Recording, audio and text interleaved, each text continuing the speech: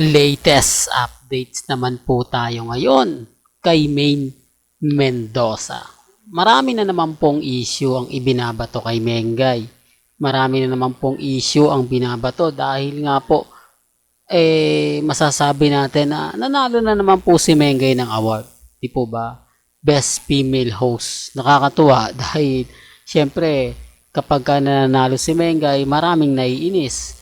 Di po ba na kabago-bago nga lang niya po sa TV5 o kamakailan lang naman nagkaroon na award o nagkaroon na ng award agad-agad sa TV5. Sa mga hindi po nakakaalam, pangalawang award na po yan ni Mengay.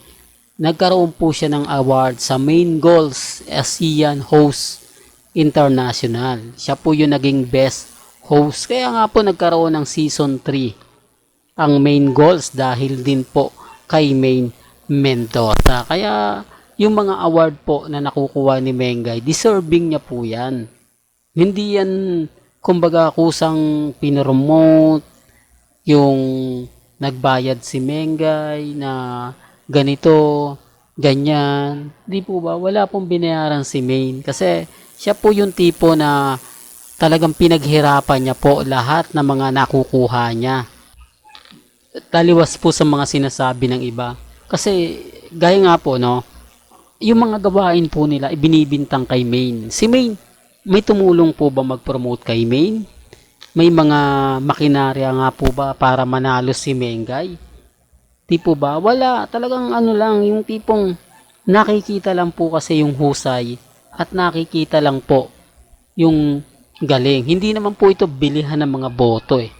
Di po ba? Although may mga boto, pero mas marami pa rin ang pumapabor kay Mengay. Kasi kung titignan nyo yung mga artista nga po nila, hindi po ba kahit anong promotion yung ginagawa nila, kahit sunod-sunod yung mga pinopost nila, kahit napakaraming mga update, mapapaisip naman po talaga kayo eh.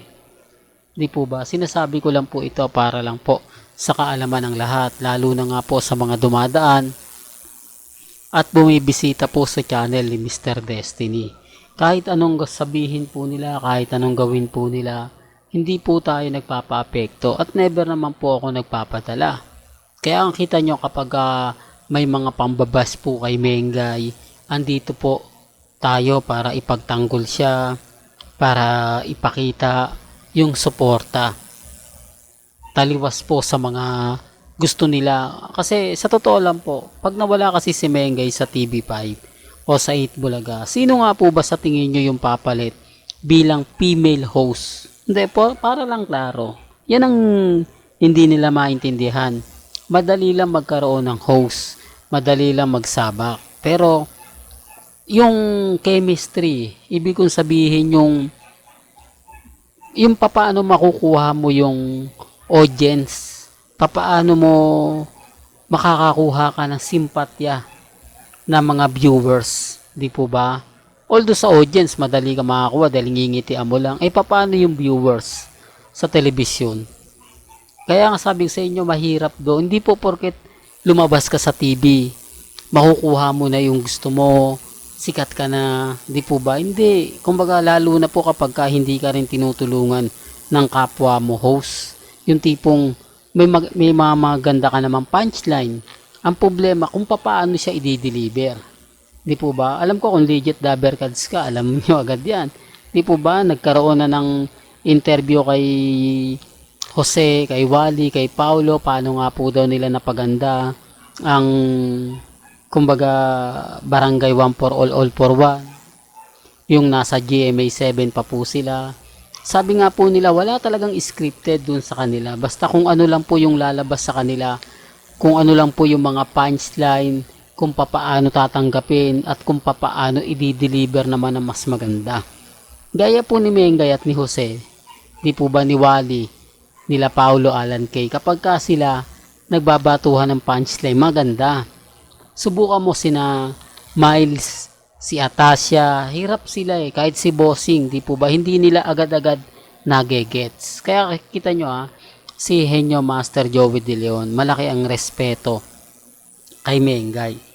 Malaki ang tiwala niya kay pagka may mga punchline o may mga matalinghaga siyang sasabihin, agad-agad nasasagot ni Main. Kasi nga po sabi, yan yung sinasabi ko na hindi nila masyado naiintindihan. Hindi nila masyado nagegets. Lalo na nga po kapag ka matalinghaga. Sinasabi ko lang po ito para protektahan. Siyempre, ipagtanggol si Mengay. Hindi naman po tayo main fanatics. Kumbaga, sabi ko nga po sa inyo, lahat naman po binibigyan natin ng suporta. Lahat naman po ng mga nangyayari at nagaganap. Naandito lang naman po tayo para mag-update. Taliwas po sa mga sinasabi nila. Kasi sa totoo lang po, marami talaga naiinggit kay Main. Di po ba? Na sa dami na makakalaban niya. Sa dami na mga, kumbaga, sa tingin na mas popular, si Mengay pa po yung napisil. Oh, tignan nyo na lang, ang daming host po ng TV5. Pero, Main Polkerson ang tumatak. Pero gaya sinabi ko, wala pong pilitan. Kung ano lang naman po yung sa tingin po ninyo, yun lang naman po yung ibabato natin. Well, hanggang dito na lang po ang ating latest update. Sa mga gusto pong mag-subscribe, lagi po kayong tututok dito po sa bagong channel na Main Goals. Hanggang sa muli, salamat po sa panonood at pakikinig.